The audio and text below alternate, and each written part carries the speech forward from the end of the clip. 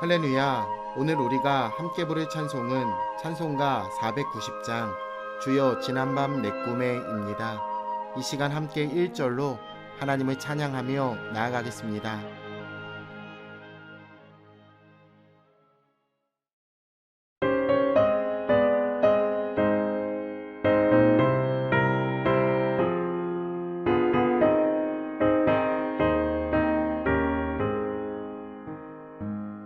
주여 지난밤 내 꿈에 배었으니 그 꿈 이루어 주옵소서. 밤과 아침의 계시로 보여주사 항상 은혜를 주옵소서. 나의 놀라운 꿈 정녕 장차 그 은혜 받을 표는 되오니 나의 놀라운 꿈 정녕 이루어져 주님 얼굴을 배우리라.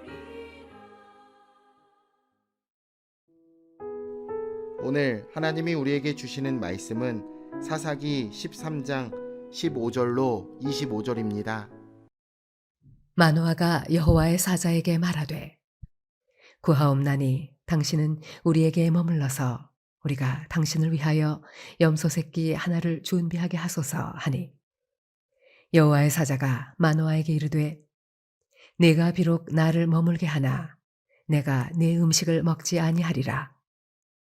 번제를 준비하려거든 마땅히 여호와께 드릴지니라 하니 이는 그가 여호와의 사자인 줄을 마노아가 알지 못함이었더라.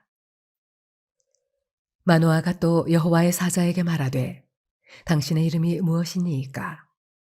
당신의 말씀이 이루어질 때에 우리가 당신을 존귀히 여기리이다 하니 여호와의 사자가 그에게 이르되 어찌하여 내 이름을 묻느냐? 내 이름은 기묘자라 하니라. 이에 마노아가 염소 새끼와 소제물을 가져다가 바위 위에서 여호와께 드리매 이적이 일어난지라. 마노아와 그의 아내가 본즉 불꽃이 제단에서부터 하늘로 올라가는 동시에 여호와의 사자가 제단 불꽃에 휩싸여 올라간지라. 마노아와 그의 아내가 그것을 보고 그들의 얼굴을 땅에 대고 엎드리니라.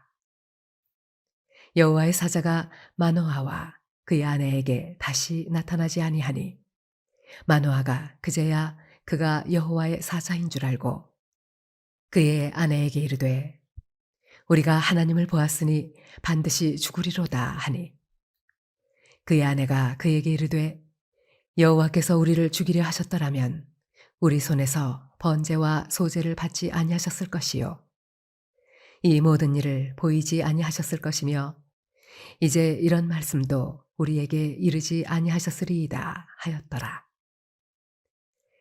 그 여인이 아들을 낳음에 그의 이름을 삼손이라 하니라. 그 아이가 자라매 여호와께서 그에게 복을 주시더니 소라와 에스다올 사이 마하네단에서 여호와의 영이 그를 움직이기 시작하셨더라. 현실에서 똑같은 일을 당해도 사람에 따라 다른 태도를 보여줍니다. 어떤 사람은 당장 눈앞에 처한 상황만을 바라보지만 또 어떤 사람은 더 멀리를 내다봅니다. 하나님의 사람은 영적 안목으로 현실 너머의 세계를 바라보며 하나님의 뜻을 분별할 줄 알아야 합니다. 하지만 오늘 본문의 마노아는 전혀 그러지 못하고 오히려 어리석은 모습을 보여주고 있습니다. 천사의 말을 듣고 마노아는 그를 위해 염소 새끼를 잡을 테니 기다려달라고 부탁했습니다. 이것은 자신의 어리석음을 드러내는 발언이었습니다. 이미 아내가 하나님의 사람을 만났다고 말했기 때문입니다. 그러자 천사는 자신은 먹지 않을 테니 여호와께 번제를 드리라 라고 권면했습니다. 설령 그가 선지자라고 해도 이렇게 좋은 소식을 전해주었으니 하나님께 먼저 번제를 드리는 것이 당연한 일입니다. 우리에게 특별한 일이 생기면 먼저 하나님께 감사하는 것이 우선입니다. 감사하지 않으면 하나님을 영화롭게 할 수 없기 때문입니다. 마노아는 또 천사의 이름을 물어보는 어리석음을 범하게 됩니다. 이름을 가르쳐주면 아이를 얻고 난 후에 그에게 영광을 돌리겠다는 것입니다. 마노아는 이 천사를 선지자 정도로 여겨 훗날 자신이 아들을 낳으면 영험한 선지자의 이름을 사람들에게 알리겠다고 생각했습니다. 천사는 그런 마노아를 질책하며 자신의 이름은 기묘자라고 대답했습니다. 이는 하나님이 하시는 일이 너무 놀랍고 특별하다는 뜻입니다. 마노아는 불임 여인이 아이를 낳는 일이 하나님의 특별한 역사임을 깨닫지 못했습니다. 하나님의 구원의 역사는 인간의 생각으로 측량할 수 없습니다. 스스로 자신을 낮추사 십자가에 오르시고 죽으신 예수 그리스도의 모습은 감히 상상조차 할 수 없는 기묘한 사건이기 때문입니다. 마노아가 염소와 곡식 예물을 하나님께 드리자 불꽃이 일어나 하늘로 올라가는 동시에 여호와의 사자가 불꽃에 휩싸여 올라가게 되었습니다. 마노아는 그제야 천사를 알아보고 하나님을 보았으니 죽게 되었다며 두려워했습니다. 하지만 아내는 만일 하나님이 우리를 죽이려 하셨다면 재물을 받지 않으셨을 것이며 이 모든 일을 보이거나 말씀하시지 않았을 것이라는 논리로 그를 위로해 주었습니다. 자신이 신뢰하지 않았던 여인이 도리어 그를 깨우쳐 준 것입니다. 믿음이 부족하면 두려워 떨 수밖에 없습니다. 하나님이 이루실 일들을 이 시간 믿음의 눈으로 바라보시길 바랍니다. 부모는 아들에게 삼손이라는 이름을 지어주었습니다. 이는 작은 태양이라는 뜻인데 삼손이 거주했던 마네하단 근처의 베세메스가 태양 숭배의 중심지였기 때문에 이러한 이름을 지은 것으로 보여집니다. 영안이 어두우면 하나님의 뜻을 분별하지 못하는 것입니다.